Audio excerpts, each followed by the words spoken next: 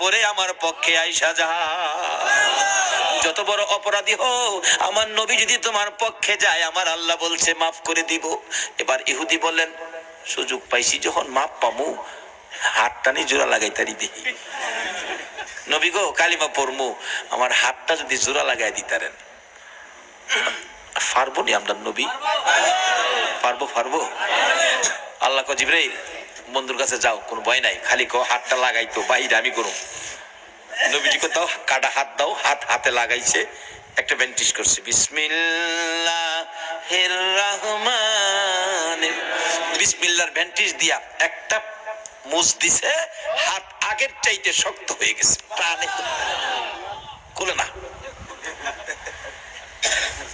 সঙ্গে সঙ্গে আমার নবীর কদম মুবারকে পড়ে ডাকতেছে, আর দেরি নয়, নবী গো বেয়াদবির ক্ষমা করে দেন, আর মধুর কালিমা পড়াইয়া মুসলমান বানাইয়া দেন।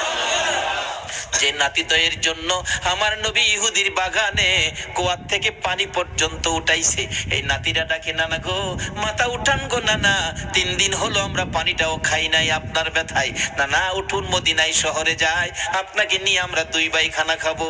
আমার নবী মাথা উঠায় না, 2 জন মাথা উঠাইয়া আমার দিকে তাকাইছে, মাগো আমার নানা উম্মতের পাগল গো, আমরা 2 ভাইরও শুনে না।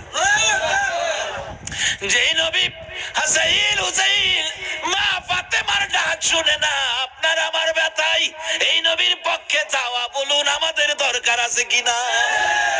কেন নবীর পক্ষে যাবেন না? নবী শুধু নিজেই কষ্ট করে নাই, দেখুন আদরের নাতিদয়কে পর্যন্ত কোন পথে দিয়েছে। এবার খাতুনে জান্নাত ফাতেমাতুজ জাহরা বলেন, হাসাইন হুসাইন রে, আয় তোরা আমার 2 জন কলিজার টুকরা, আমি মায়ের সামনে তোরা দাঁড়া। 2 জন মায়ের সামনে দাঁড়াইয়া মার চেহারার দিকে তাকিয়ে আছে।